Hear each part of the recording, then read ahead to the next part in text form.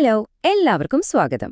ഇന്ന് നമ്മൾ സംസാരിക്കാൻ പോകുന്നത് ഒരുപാട് പേർക്ക് കേട്ടറിവുള്ള എന്നാൽ അത്രത്തോളം തന്നെ സംശയങ്ങളുമുള്ള ഒരു വിഷയത്തെക്കുറിച്ചാണ്. അതെ, പ്രശസ്തമായ 69 പൊസിഷൻ. ഇതിനെക്കുറിച്ച് വിശദമായി നമുക്ക് സംസാരിക്കാം.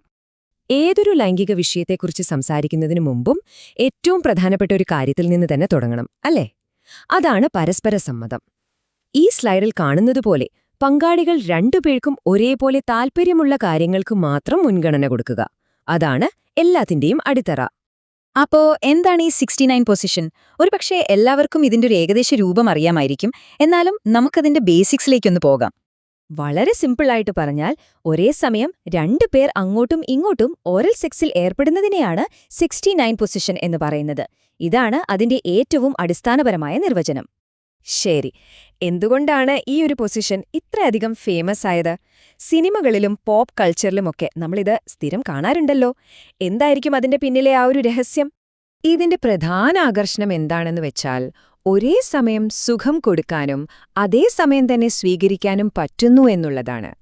ഈ ഒരു ഐഡിയ തന്നെയാണ് ഇതിനെ ഇത്രയധികം പോപ്പുലർ ആക്കുന്നത്. പലരും ഇതിനെ ഓറൽ സെക്സിന്റെ ഒരു അൾട്ടിമേറ്റ് ലെവലായിട്ടാണ് കാണുന്നത്. പക്ഷേ തിയറിയിൽ കേൾക്കാൻ ഇത് വളരെ മികച്ചതാണെങ്കിലും ഇത് പ്രായോഗികമായിട്ട് എത്രത്തോളം എളുപ്പമാണ്? അവിടെയാണ് ചില കാര്യങ്ങൾ നമ്മൾ ശ്രദ്ധിക്കേണ്ടത്. അതെ, ആശയം കൊള്ളാം. പക്ഷേ ഇത് പ്രയോഗത്തിൽ വരുത്തുമ്പോൾ ചില വെല്ലുവിളികൾ സ്വാഭാവികമായും ഉണ്ടാവാറുണ്ട്. എന്തൊക്കെയാണ് ആ പ്രായോഗിക ബുദ്ധിമുട്ടുകളെന്ന് നമുക്ക് നോക്കാം. ഇതിൽ പ്രധാനമായും 2 കാര്യങ്ങളാണുള്ളത്.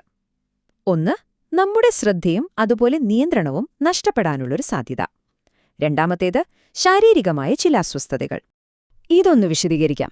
ഇപ്പോ രതിമൂർച്ചയുടെ ആ ഒരു പീക്ക് സമയത്ത് നമുക്ക് നമ്മളെ തന്നെ നിയന്ത്രിക്കാൻ കുറച്ച് പാടായിരിക്കും, അല്ലേ? അപ്പോ അറിയാതെ പങ്കാളിയെ കടിക്കാനോ വേദനിപ്പിക്കാനോ ഉള്ളൊരു സാധ്യതയുണ്ട്. അതൊരു പ്രശ്നമാണ്. പിന്നെ ചിലർക്ക് ഈ പൊസിഷൻ അത്ര കംഫർട്ടബിൾ ആയിരിക്കണമെന്നില്ല. പ്രത്യേകിച്ച് ചില പുരുഷന്മാർക്ക് ശരിയായ രീതിയിൽ പങ്കാളിക്ക് സുഖം നൽകാൻ പറ്റുന്നൊരു പൊസിഷൻ കണ്ടെത്താൻ ബുദ്ധിമുട്ട് തോന്നാറുണ്ട്. ഓക്കെ, അപ്പോ ഈ പറഞ്ഞ പ്രശ്നങ്ങളൊക്കെ ഉണ്ടെങ്കിൽ ഇതിന് പരിഹാരമില്ലേ? തീർച്ചയായുമുണ്ട്. നമുക്ക് അതിലേക്ക് വരാം.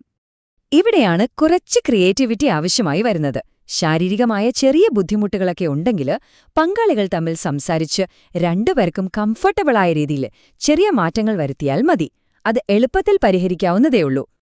ഇനി ഈ വിഷയത്തിൽ വിദഗ്ധർക്ക് എന്താണ് പറയാനുള്ളതെന്ന് നോക്കാം.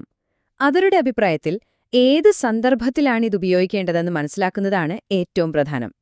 ഈ ഒരു താരതമ്യം കാര്യങ്ങൾ വളരെ വ്യക്തമാക്കുന്നുണ്ട്. നിങ്ങൾക്കിടയിലെ ഫോർപ്ലേ കുറച്ചുകൂടി ആവേശകരമാക്കാനും കിടപ്പറയിലെ കളികൾക്കും തമാശകൾക്കുമൊക്കെ 69 പൊസിഷൻ ഒരു അടിപൊളി ഓപ്ഷനാണ്.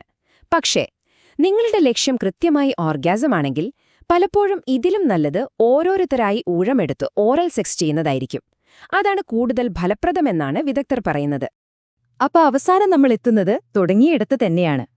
ഏത് പൊസിഷനാണ് നല്ലത് എന്നതിനേക്കാളൊക്കെ എത്രയോ പ്രധാനമാണ് പങ്കാളികൾ തമ്മിലുള്ള തുറന്ന സംസാരം.